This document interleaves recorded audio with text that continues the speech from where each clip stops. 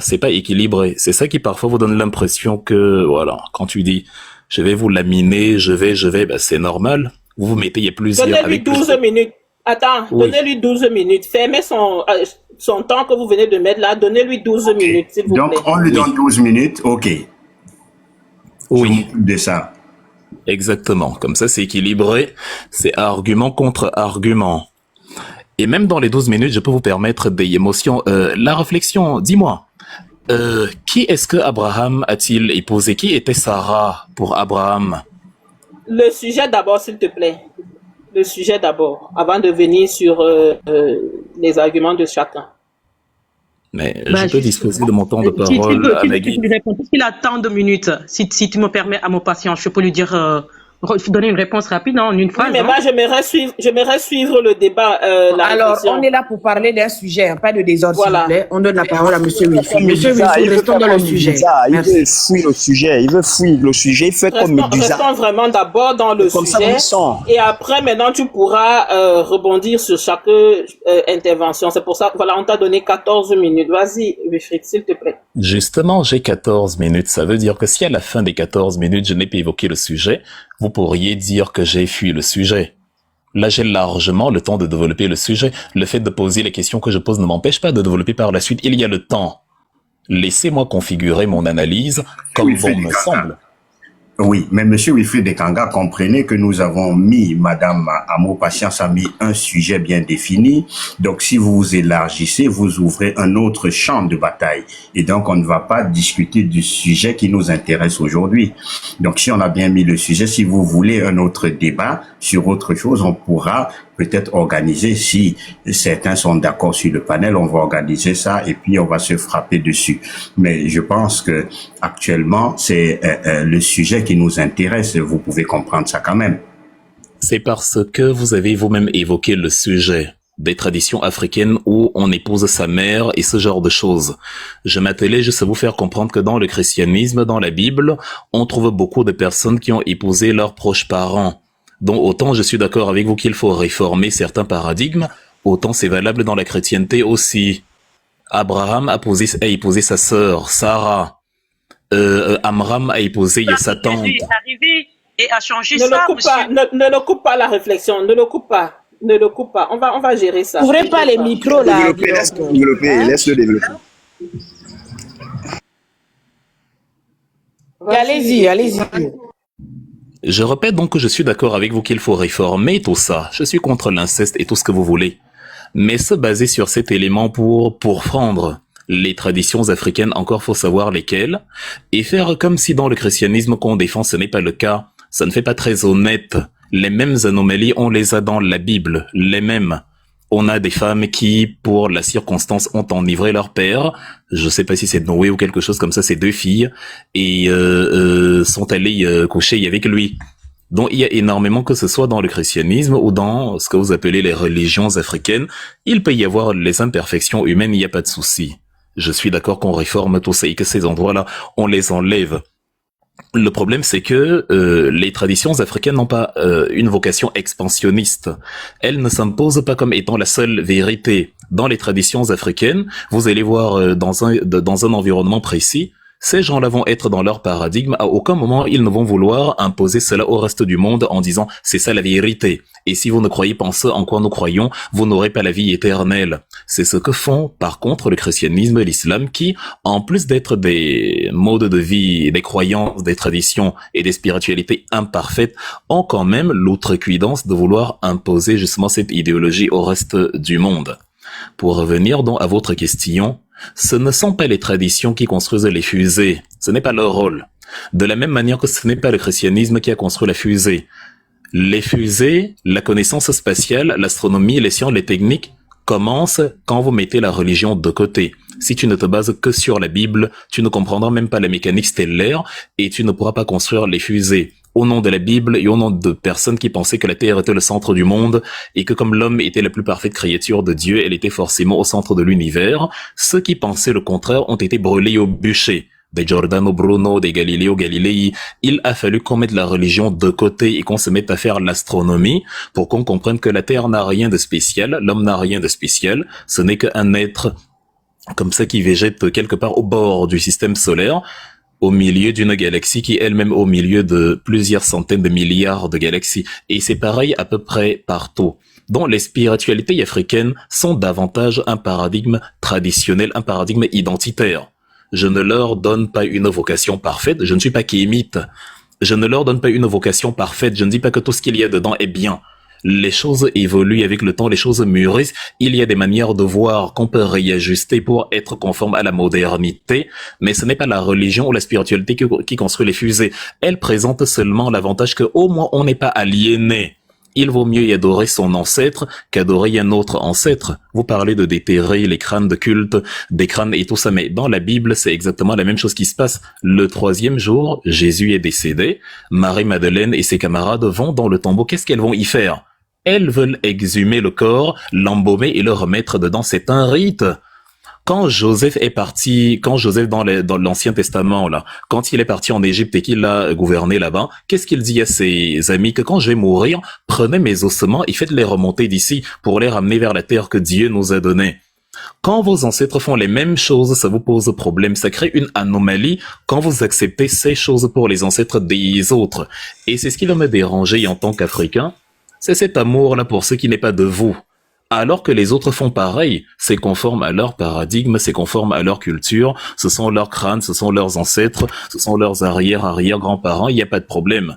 Maintenant, chez nous, si vous voyez un Bamileke, je sais pas, adorer ses ancêtres, vous allez trouver que c'est problématique, c'est du vaudou, c'est du spiritisme, alors que dans la Bible, c'est plus ou moins la même chose. Et il y a même Saül qui a demandé qu'on lui fasse remonter Samuel après la mort de Samuel pour que Samuel lui parle. Quand il allait voir le médium, il y a Jésus qu'on voulait exhumer au point où les femmes se demandaient qui va nous rouler la pierre du tombeau. Ben, pourquoi voulez-vous rouler la pierre d'un tombeau? Il est mort, foutez-lui la paix. Elles voulaient rouler la pierre du tombeau parce que elles avaient préparé les parfums, les aromates et tout pour l'embaumer. De la même manière que depuis l'Égypte antique, on embaumait les corps. Et aujourd'hui, en pays Bamileke, au Cameroun notamment, on retire aussi les crânes pour honorer les ancêtres. Je ne pars pas du prisme que ça crée des miracles et que c'est ça qui vous rend développé. D'ailleurs, je peux vous rétorquer que depuis que le christianisme est arrivé en Afrique, est-ce que vous voyez l'Afrique développée? Qu'est-ce que le christianisme, pas les religieux? Parce que eux, ils perçoivent la dîme. C'est-à-dire, déjà, le premier propriétaire terrien après l'État chez nous, c'est l'Église. À l'Église, le samedi, le pasteur perçoit la dîme ou le prêtre, le Vatican s'enrichit énormément avec des cotisations. C'est normal, l'Église a les moyens de sa politique. Elle a les moyens de construire des écoles, de construire des orphelinats, mais je t'ai dit l'autre jour, je pense que c'était à toi, Amour, Patience, même les barons de la drogue. Avec l'argent de la drogue, construisent des écoles, des orphelinats, des hôpitaux. Ça ne fait pas du deal de drogue quelque chose de bien ou de vertueux. C'est juste que quand tu as les moyens, l'argent n'a pas d'odeur. Avec l'argent, même un tueur en série peut faire des œuvres caritatives et faire des dons. Ce qui est important ici, c'est de se poser la question, qu'est-ce qui dans la Bible, dans le contenu de la religion, fait avancer la science? Quel est le texte? Qu'est-ce qui nous explique dans la Bible comment la fusée, comment tout ce que vous avez dit dans les traditions africaines se retrouve aussi dans le christianisme?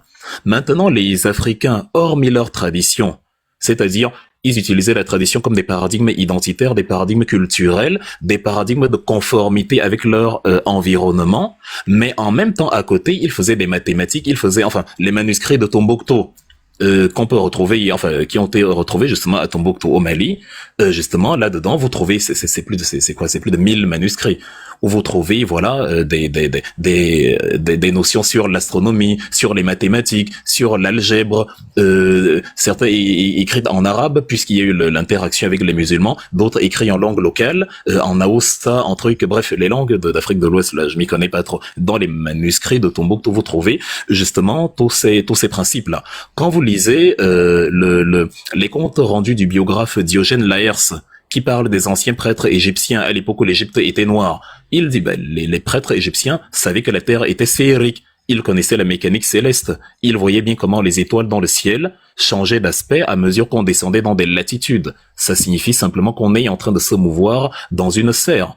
Et pour la sœur qui demandait que qu'est-ce que les gens ont donc construit à l'époque qui est visible, les pyramides là, vous les voyez encore, non? le sphinx de Gizeh, c'est Képhren qui les a construits.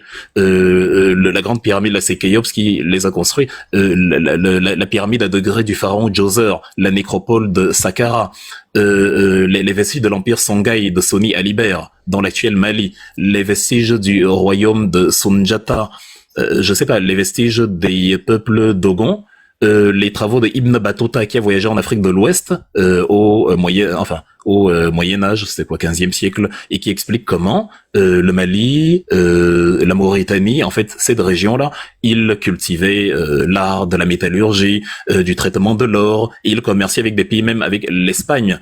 Je sais pas, vous avez un empereur chinois comme Cheng He qui a voyagé pendant le 15e siècle, qui est allé à la Mecque, qui est allé en Afrique, qui est allé, voilà, qui a fait une sorte de tour de l'océan, du pourtour de l'océan Indien, et qui a commercé avec ce peuple, qui a interagi avec eux.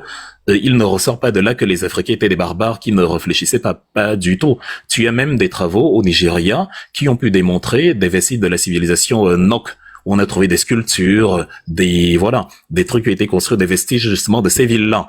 On a été pillés, on a été envahis. Comme tous les peuples ont été pillés et envahis, à un moment donné, vous tombez dans le pied de la capture de l'instant. Vous vous dites que comme actuellement on est à genoux, ça veut dire que ceux qui sont puissants aujourd'hui l'ont toujours été. Vous demandez qu'est-ce que le Dieu des Africains, des ancêtres africains a fait pour les protéger, mais qu'est-ce que le Dieu des chrétiens lui-même a fait pour protéger les chrétiens? Vous oubliez que les chrétiens se sont massacrés entre eux comme pas possible. La guerre des religions, les massacres de la Saint-Barthélemy en 1572, Dieu était pour protéger les chrétiens. La déportation des Hébreux par Nabucodonosor qui les a amenés à Babylone, où était Dieu pour protéger? En fait, si vous vous en tenez à ces paradigmes, la même question s'applique à tous les niveaux. Donc moi je suis en train de dire, pour résumer, Dieu n'existe pas. Les miracles n'existent pas. Tout ça, c'est du folklore. Mais quitte à croire à un folklore, je préfère un folklore qui est propre à mon identité, qui parle de mon passé, de ma culture, de ma civilisation. Et maintenant, à côté, je peux faire les sciences, je peux faire les mathématiques, je peux faire ce que on veut. Mais au moins, être conforme à ma nature, à mon environnement, à mes traditions, à ma langue, à mon peuple et tout, ça me donne de l'équilibre. Le reste, c'est de l'aliénation. Ça conduit à se détester. C'est pour ça que là, quand on vous entend, vous détestez les choses qu'on a vues dans la Bible, vous détestez les choses qu'on a vues ailleurs, et vous les détestez chez vous alors qu'on les a vus ailleurs. Vous allez, je sais pas, à Nevers, en France, vous allez trouver des gens qui adorent Sainte Bernadette. Vous allez à Lourdes, vous voyez des gens qui disent Marie est apparue ici, à Lourdes. Mais quand quelqu'un va dire, Angoglito, chez moi aussi, c'est la pierre sacrée. Chez moi, dans le lac, aussi, c'est la forêt sacrée. On va dire, c'est du vaudou, c'est du spiritisme. Or, les chrétiens font la même chose. Ils ont un lieu saint. La place Saint-Pierre à Rome. C'est là où on a enterré Saint-Pierre. Ça devient le lieu par excellence de tous les chrétiens. Ils se disent, on enterrait Pierre ici. Bon, c'est posé sur une relique. On a magnifié un endroit où repose un cadavre. Mais si quelqu'un fait ça dans la religion, ou dans les traditions africaines, vous allez dire que c'est du vaudou, que vraiment, ils adorent leurs ancêtres, ils adorent les crânes et tout. Or, la chrétienté fait exactement la même chose. Donc, une fois encore, ce n'est pas ça qui crée le miracle. C'est pas parce que tu fais le vaudou, tu fais le vet, ou tu fais le truc que tu vas avoir des avions. Ça, c'est de la science. Et même la chrétienté, même la Bible. La Bible, c'est-à-dire, la Bible, c'est ce qu'il faut, c'est ce à quoi il faut adhérer quand on ne veut pas faire de science. Parce que ce que ça te dit, c'est contraire avec la réalité scientifique.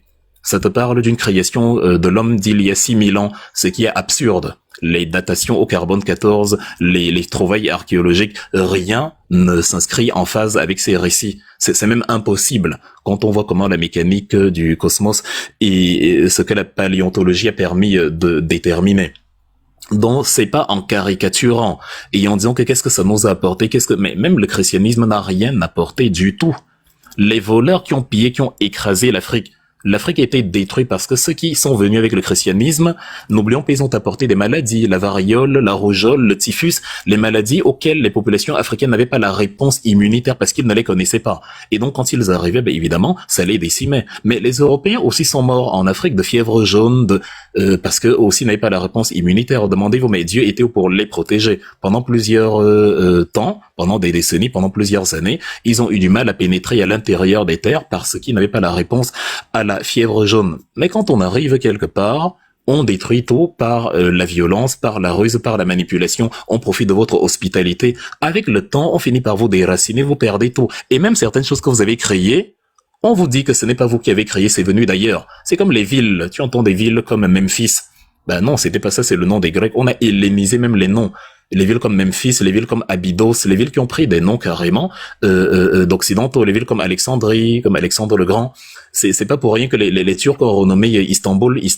Ça s'appelait à un moment donné Constantinople, en l'honneur de l'empereur Constantin. Donc il y a un déracinement total, où vous allez être même des inventions créées par des Noirs, on vous dit que ce sont les Blancs. Est-ce que vous savez que c'est une femme noire, Katherine Johnson, qui faisait les calculs de trajectoire pour les fusées qui ont amené les premiers Américains dans l'espace, les John Glenn, les Alan Shepard et autres. Mais dans 200 ans, on vous dira, ben non, c'est les Blancs, les Noirs n'ont rien créé. C'était un peu pareil. Merci, Monsieur Wilfried Ekanga. Tapotez le live, sécurisez le live, dépoussiérez le panel de la saleté spirituelle en tapotant. Le live doit aller partout. Tapotez, s'il vous plaît, partagez ça. Maman Amour, je pense que avant que tu n'interviennes, il faut qu'on donne la parole à ceux qui sont là. Il y a Reine qui est là. Oui. Bon, je sais pas si tu voulais intervenir, mais laisse Oui, les invités débattre. Oui, vas-y. oui, attends 2 secondes, parce que il a dit beaucoup de bêtises concernant la Bible.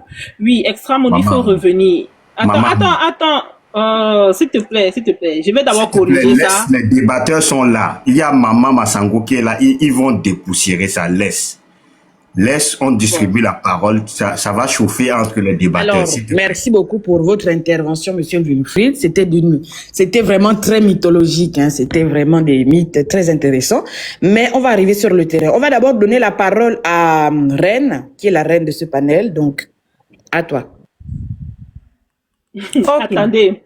Attends, Reine, 2 secondes. Donne-moi 5 minutes, s'il vous plaît. Il a dit beaucoup de bêtises. Non, pas 5 minutes. On doit te donner 15 minutes, ma chérie. Parce que, à égale réponse, puisqu'il a demandé 15 minutes, on te donnera, donnez 15 minutes à Reine, s'il vous plaît. Merci. Bien, 15 minutes alors. Ok. D'abord, bonjour à tous. J'espère que vous allez bien. Shalom aux chrétiens. Salam aux musulmans. Et Otep aux morts. Donc, comme on le dit, chacun son domaine. On a écouté M. Wilfried dans des domaines où il maîtrisait, mais aujourd'hui, on se rend compte que voilà, il nous a fait beaucoup de logorées, il a aligné plusieurs phrases, il a touché beaucoup de choses dont il n'a aucune maîtrise. Mais je pense que on va déblayer tout ça. La question du live. Est-ce que tu peux nous rappeler la question du live, Maman Amour Passion, s'il te plaît?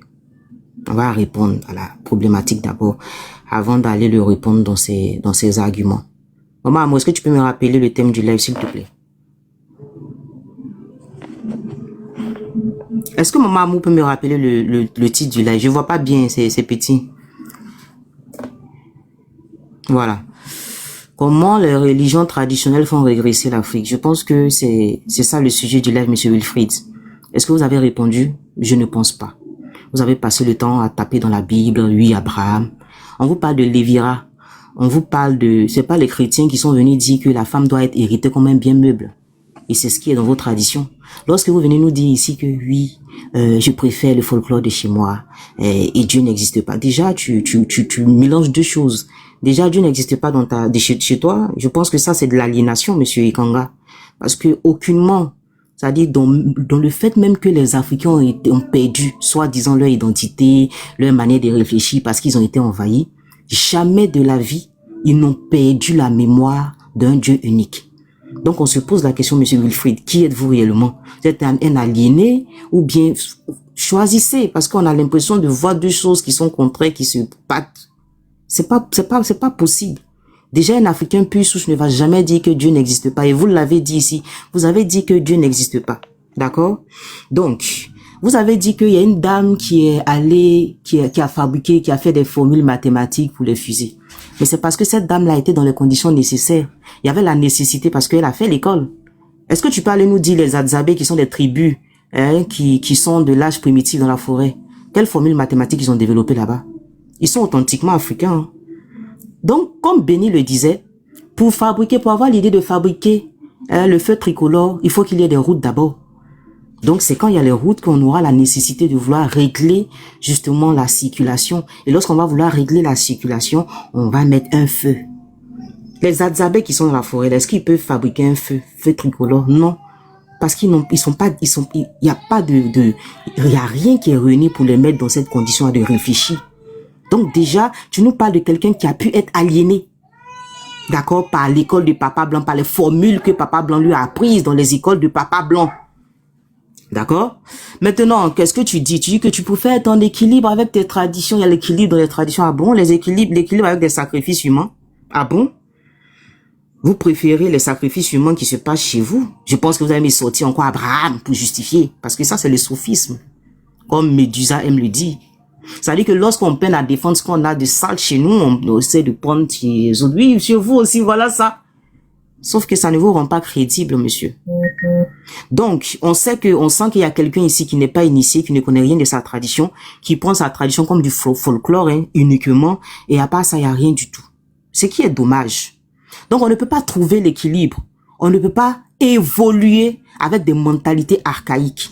Jusqu'à aujourd'hui, il y a des initiés dans nos forêts qui pensent que prendre des enfants de Dja, que c'est quelque chose qui peut rentrer dans l'ordre cosmique, ça peut permettre aux autres de bénéficier. Et regarde, est-ce que tu connais ce livre? Bon, je pense que tu es un écrivain, mais je pense pas que tu connais ce livre. Tu as écrit des livres, mais tu connais pas ce livre-là. Est-ce que tu connais ce livre? On appelle ce livre Cosmogonie Bantou. Et dans ce livre-là, on t'explique dans la cosmogonie de vos ancêtres, comment le fait de prendre un bébé de Dja, ou bien de prendre des hommes de les Dja dans la tradition, c'est quelque chose qui rentre dans l'ordre cosmique. Ça peut faire évoluer l'Afrique, ça. On parle de tradition, hein. On parle de mauvaises traditions. D'accord? Qui ont fait que l'Afrique a régressé. Parce que lorsque vous dites que les autres sont venus et qu'ils sont rentrés, ils ont fait des choses, dites aussi que ceux qui étaient là étaient en position d'être faibles vis-à-vis aussi des autres. Dites ça aux gens. Dites aux gens que dans les initiations, vous n'avez rien fait à part... Non, je parle pas de vous personnellement, parce que vous, monsieur Wilfried, à l'époque, hein, je vous envoie Stevie de Dounou, qui est un auteur. À l'époque, vous n'auriez pas survécu.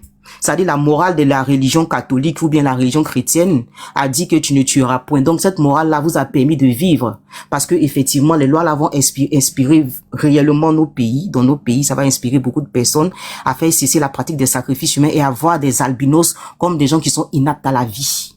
Moi, ça me fait mal quand une personne comme vous, parce que moi, le combat contre le kémitisme ou bien contre le retour, parce que c'est pas contre le kémite que je suis, j'ai un problème. J'ai un problème avec le discours qui accompagne le kémite. Le kémite dit quoi? Le kémite dit que retourner à la source sera meilleur pour l'Afrique. C'est ce qui va nous permettre de nous développer. Voilà ce que le kémite dit. Et c'est ça qui est dangereux comme discours, monsieur Ikanga. D'accord? Et lorsque moi, je vais regarder à la source, ça dit là où mes ancêtres n'étaient pas encore dans la religion, je me rends compte que quoi? Les albinos comme toi étaient vus comme des gens inaptes à la vie. Oui. Tu veux que je te ramène aussi Cheikh Anta Diop dans Antérité des situations nègres? Il dit que l'albinos était vu comme l'incarnation du désordre et qu'il fallait le Dja automatiquement car il était inapte à la vie. Tu prends la page 233, tu vas retrouver la même chose. Donc là, dans la spiritualité, dans ce que tu appelles le folklore là, toi, tu n'as pas droit à la vie.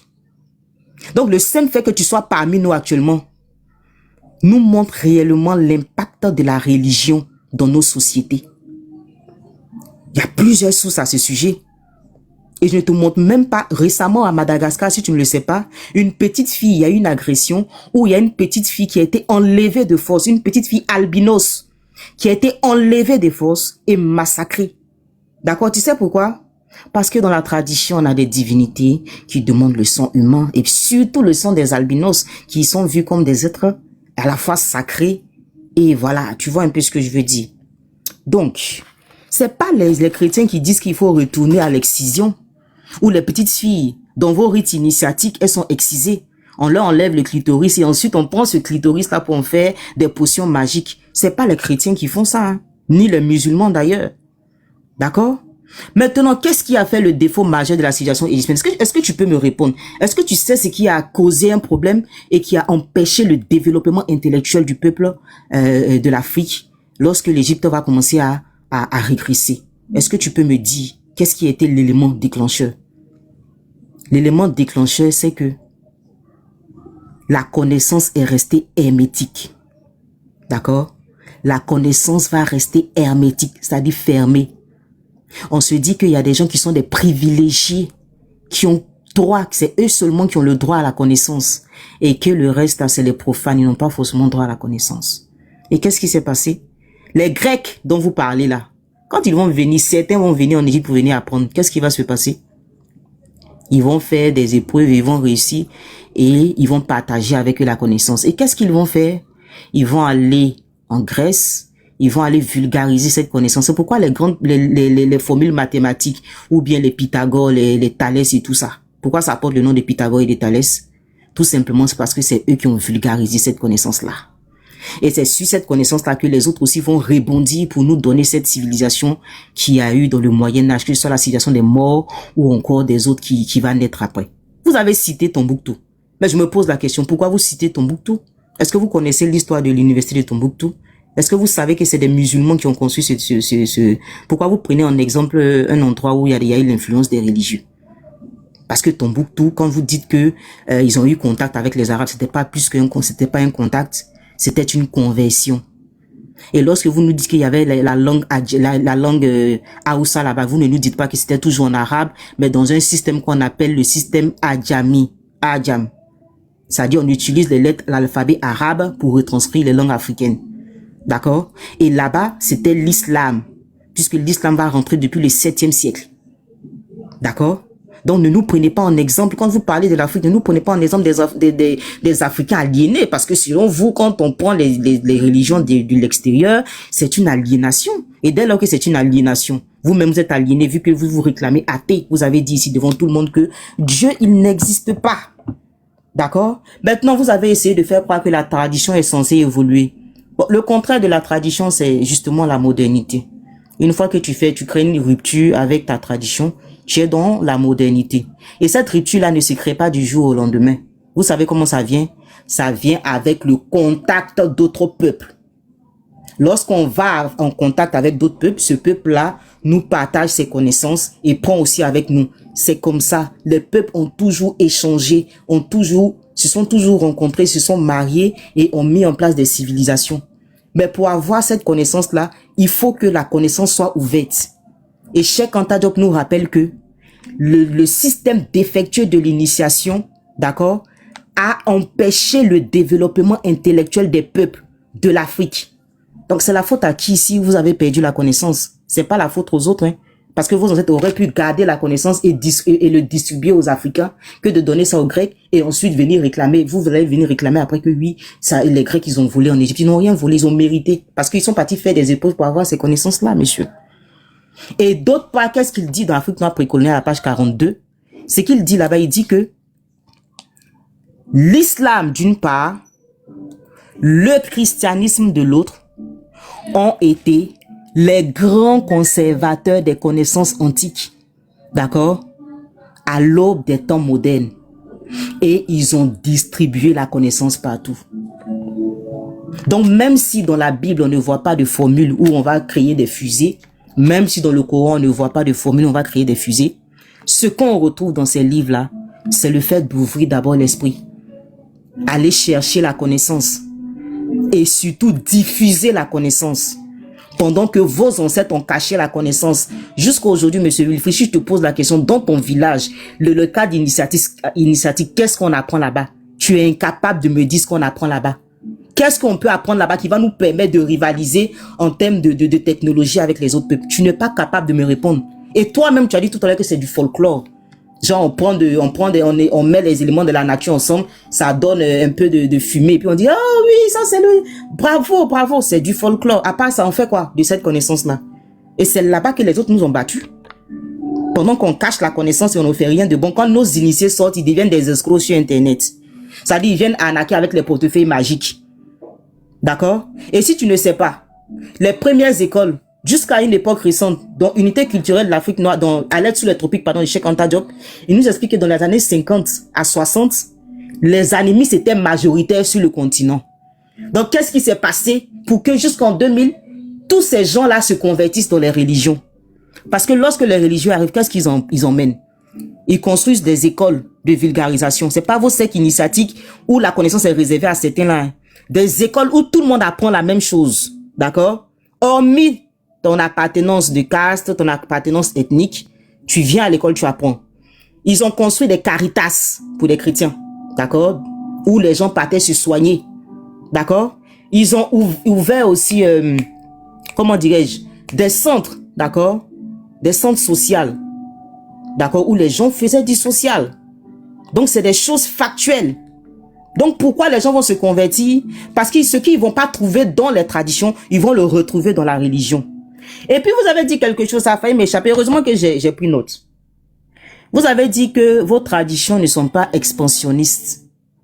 Mais comment être expansionniste lorsque même les connaissances qui est dans vos traditions, vous les cachez? Comment vous allez être expansionniste? Alors que vous ne voulez même pas que même parmi vos semblables, d'autres aient accès à la connaissance de ce qu'il y a dans les traditions. Et si tu ne sais pas, l'une des plus grandes guerres qu'il y a eu en Égypte, si tu ne sais pas, d'accord, c'était la guerre des noms. La guerre des noms, c'est la guerre des totems. D'accord? Et ça créait des... Et Cheikh Anta Diop nous explique qu'il y a un Juvénal qui explique qu'il y a eu même jusqu'à l'anthropophage, c'est-à-dire qu'il se bouffait même la chair tellement qu'il y avait un degré de haine. Et cette même scène de guerre des totems là, on la retrouve aussi avant Namer. D'où la nécessité de Namer de faire une guerre pour réunifier la haute et la basse Égypte. D'accord? L'Europe dont tu parles là, était dans des époques vraiment chaotiques. Ils se vendaient entre eux. Qu'est-ce qui va leur permettre de ne plus se vendre entre eux? Ils vont se convertir au christianisme. D'accord? Et Jésus n'est pas un Européen. Donc quand tu dis que les Européens adorent Jésus, Jésus il est européen depuis quand? Les Russes là, c'est des Palestiniens.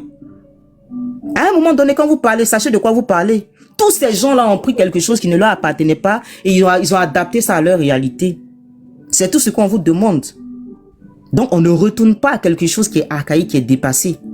Mais quand même, on va rester dans nos religions qui nous ont permis de sortir la tête de cet obscurantiste-là qui a massacré les albinos, qui a enlevé le clitoris de nos enfants et qui a commis beaucoup de choses sur le continent. C'est tout ce qu'on dit. Je sais très bien de quoi je parle. Vous avez eu un mal fou à ne pas personnaliser le débat. La parole n'est pas à vous, hein, monsieur. La parole n'est pas à vous. Hein. D'autres personnes doivent réagir. S'il vous plaît, monsieur Wilfried. Mais vous pensez déjà la même chose. C'est qu'on Non, la parole n'est pas à vous. Attendez, Vous n'aviez pas attendez. Vous allez intervenir pour appuyer encore ce qu'elle a dit. Patience, patience, monsieur Wilfried. Patience, s'il vous plaît. Attendez. Maman Monsieur Massamba. Noirable, à vous de gérer là. Oui. Oui, ok. Alors, calmez-vous. On va bien faire le truc. Reine, toi, tu préfères quoi? On passe la parole, non, à tout le monde, parce qu'il y a des gens sur le panel, il faudrait pas qu'on personnifie. Ou bien tu voulais prendre un round avec M. Frédéric. Il faut lui laisser rebondir. Te répondre. Même si c'est quelques minutes, vous lui donnez le temps de rebondir. On va lui donner donc... on passe la parole à d'autres personnes. Et moi, j'ai fini de parler. Maintenant, s'il veut parler... Ok. Non, Monsieur non, Wilfried si on passe Kanga, on vous laisse rebondir quand même. Oui, attendez d'abord. Oui, attendez d'abord. On va redonner à Monsieur Wilfried Kanga son temps pour rebondir. On vous donne 3 minutes. 3 minutes pour rebondir. C'est extrême, hein? Je vous ai dit que c'est ça qui vous donne l'impression que, justement, vos contradicteurs n'y parviennent pas. Moi, il faut entendre, elle a beaucoup parlé de Wilfried. Dans mon intervention, j'ai pas parlé d'un individu en particulier. C'est ça qui fait la différence. Il y a beaucoup de choses qu'elle a dites sur lesquelles je veux revenir. Elle a, par exemple, dit, j'ai parlé des mythes. Quels mythes? Qu'est-ce que ce que j'ai dit de mythique dans les événements historiques que j'ai évoqués? Qu'est-ce qui est mythique? Le Sphinx de Gizeh, il existe. On le voit.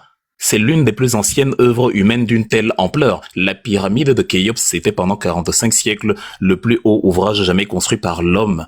J'ai bien précisé que ce ne sont pas les religions et les ésotérismes qui construisent la science. C'est un simple paradigme culturel. Et après, il faut faire la science. C'est pour ça que même le christianisme ne sert à rien dans les sciences, dans les satellites, dans tout ce qu'il y a de connaissances. Même si ce sont les religieux qui construisent les écoles, la partie la plus intéressante de ces écoles, c'est là où on ne parle pas de religion.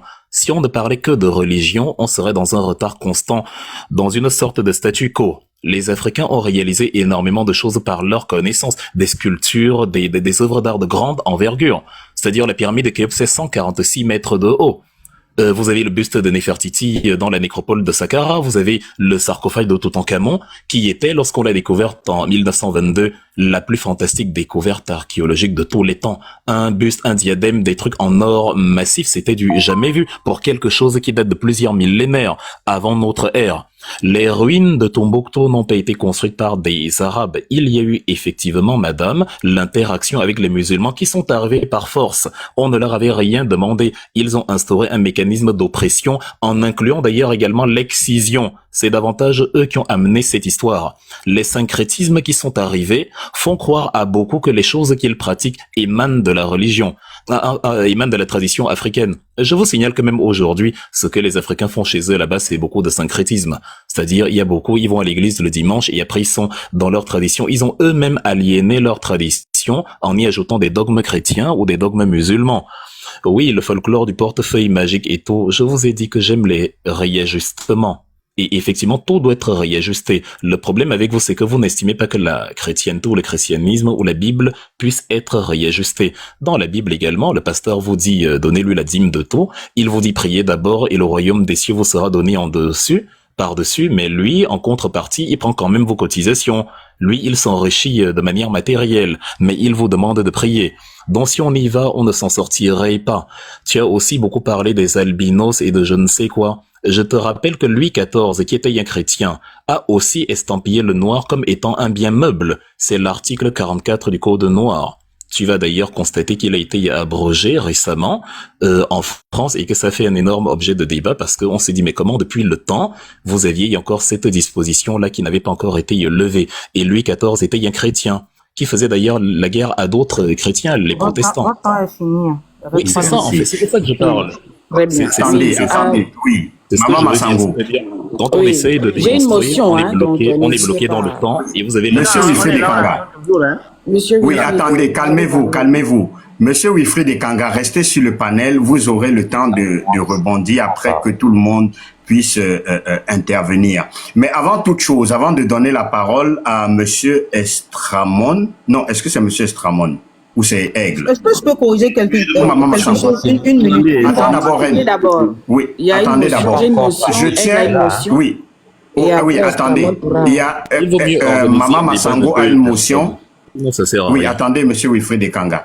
Avant de donner la motion à Maman Massango, je tiens à dire ceci. Les pyramides n'ont pas été construites par rapport à la science. Les pyramides ont été construites principalement pour des raisons religieuses et funéraires. Oui, mais c'est la science qui les a construites. C'est des raisons. Oui, mais elles ont été construites pour des raisons religieuses. Donc, ça prouve ici le caractère important religieux. Et d'ailleurs, c'est comme si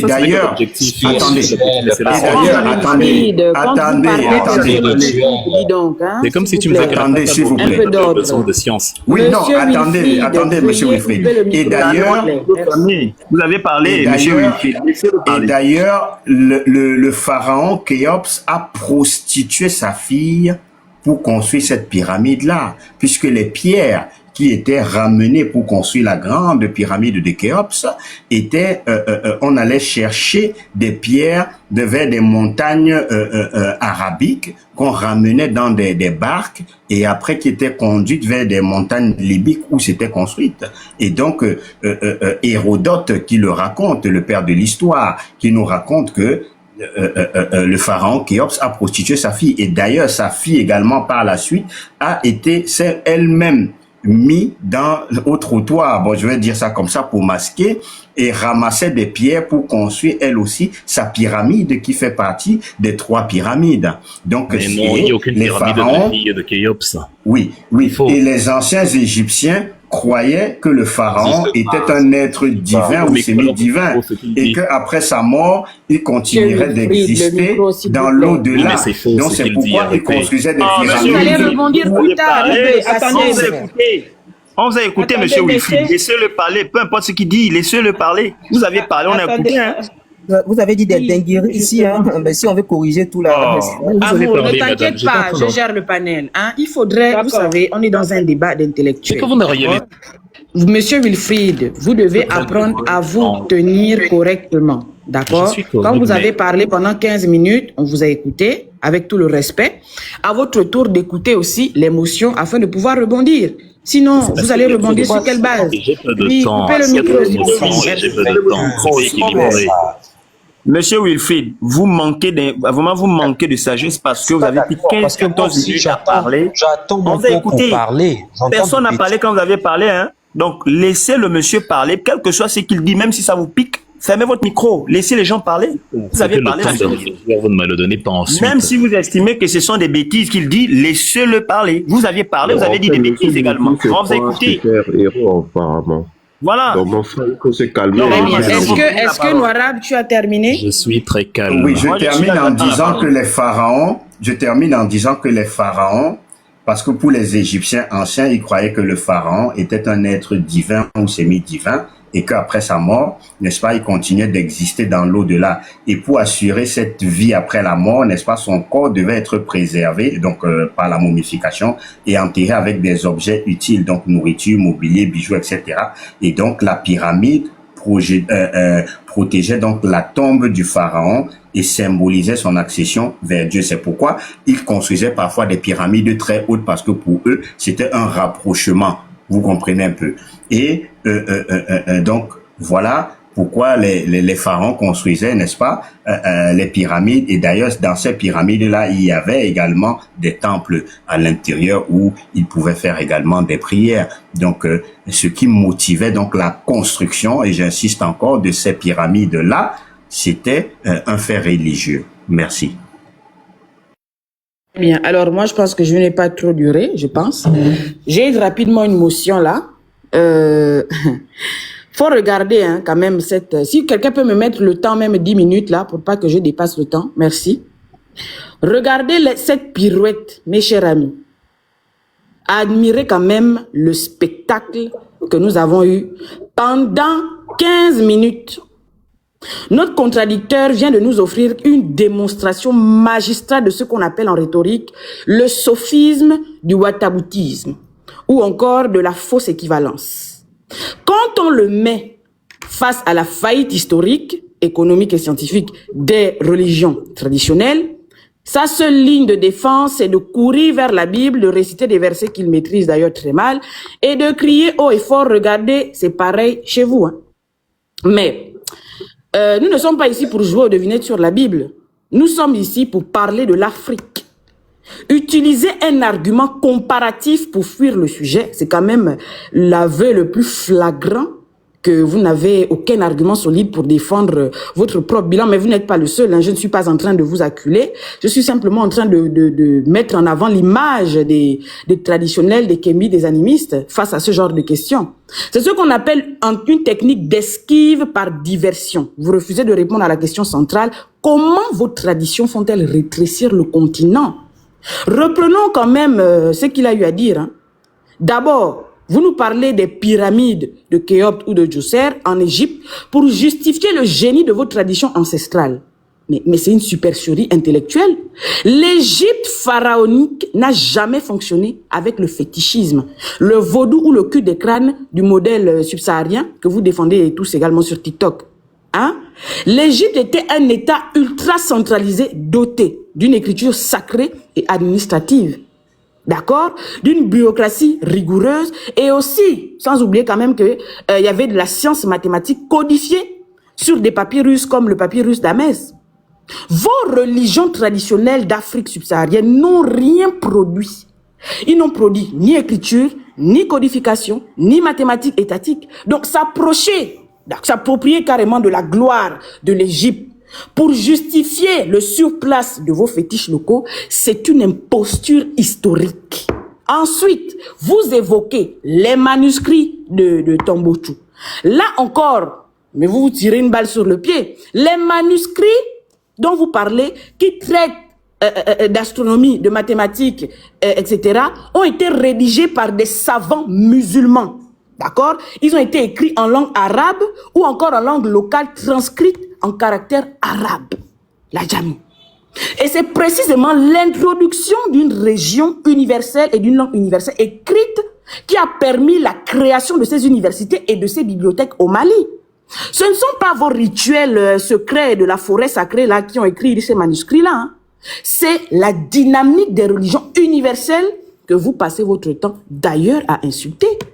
Et vous affirmez encore tranquillement que la religion ne constitue pas de fusée et que le christianisme n'a rien apporté à la science. Très bien.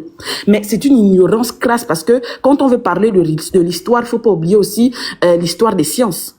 Les pères de la méthode scientifique et de l'astronomie moderne de Nicolas Copernic, d'accord, ou à Isaac Newton, en passant par Blaise Pascal ou Georges Lemaître, donc le père de la théorie du Big Bang qui était d'abord un prêtre catholique, d'accord, ont tous pensé la science dans et par le cadre conceptuel chrétien.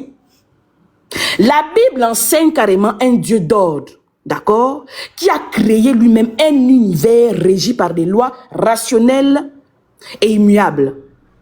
Et c'est ce qui a poussé les savants chrétiens à chercher ces lois.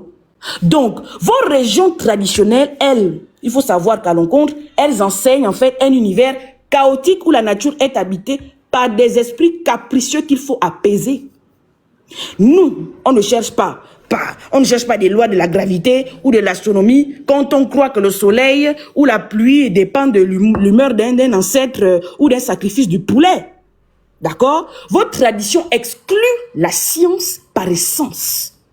Et pour terminer, vous tentez de comparer, vous faites une comparaison grotesque entre le culte des crânes et l'embaumement de Jésus ou les ossements de Joseph. Vous confondez l'honneur funéraire historique et la nécromancie. Et c'est ça votre problème à vous, les animistes, les kémites, etc. Dans la Bible, les morts sont morts. On les enterre et on passe à autre chose. Saul est explicitement condamné par Dieu pour avoir invoqué l'esprit de Samuel. Dans votre tradition, vous déterrez les crânes, vous leur parlez, vous leur donnez à manger et vous croyez que ce sont ces morceaux des os là qui dictent l'avenir des vivants. D'accord? Et c'est cette mentalité qui maintient l'Afrique dans l'arrière-garde du monde. Mais puisque vous aimez la logique, moi je vais quand même vous poser quand même quelques questions. Moi une d'abord pour commencer. Et s'il vous plaît, j'attends des faits, pas des diversions théologiques dans les versets bibliques, etc. Si votre tradition ancestrale était des paradigmes d'identité si protecteurs et si puissants, pourquoi ont-elles totalement été incapables d'unifier ne serait-ce que deux ethnies voisines pour faire front commun et empêcher le pillage du continent? D'accord? Parce que, encore une fois, moi j'aime être sur les faits, sur le terrain. Merci beaucoup. Donc, je vais passer la parole. Je pense que c'était à Aigle et puis après, Wilfried aura et sa bon, je ne peux question. pas répondre. Ah non, mais vous faites n'importe quoi là. Non, monsieur Wilfried, vous ne pouvez pas répondre. Il y a trois personnes qui interviennent, qui s'adressent à moi. Un peu de patience, vous n'êtes pas le seul sur Monsieur le Wilfried, panel. vous devez patienter. Vous n'êtes pas le seul sur le monsieur panel et Wilfried. vous devez user de patience, comme nous Vous le avez eu faisons. 15 minutes, on vous a écouté, hein, monsieur. vous Donc, dites toutes prenez les le mêmes temps choses. également. Permettez Prenez la le temps contradiction, d'écouter vous les autres. évitez Monsieur la Wilfried, contradiction. fermez votre micro, s'il vous plaît. Non, c'est pas que nous ne permettons pas la contradiction, si vous êtes là, Permettez-moi c'est pour votre nous micro, contredire, monsieur et avec Wilfried. plaisir Attendez, d'ailleurs. attendez, Mais je vais il y a intervenir. quand Dès que même vous aurez fini, Jeffrey, vous allez me dire que j'ai Israël, 3 minutes. Shogun, Monsieur Wilfried, veuillez fermer votre micro, s'il vous plaît. Attendez, est-ce Ça, que c'est je le peux désordre parler, que vous s'il vous voulez plaît? faire. Vous voulez fuir. Attends, Qu'est-ce que vous racontez? Je veux répondre, vous dites que je veux fuir. Attendez, je vais recadrer un peu. Wilfried, on va te donner 15 minutes tout à l'heure, tu vas balayer tout ce que les gens Non, ont en fait, dit il vaut ici, là. mieux que je réponde au fur et à mesure. Crois-moi, il vaut mieux que je réponde après chacun. Sinon, Non, c'est- non. C'est Là, mieux ça comme ne ça. marche pas comme ça. Ça ne marche pas comme ça. Non, parce Ça que ne si marche tu pas. réponds après chacun, Vous n'allez pas attends, garder la Aigle. parole.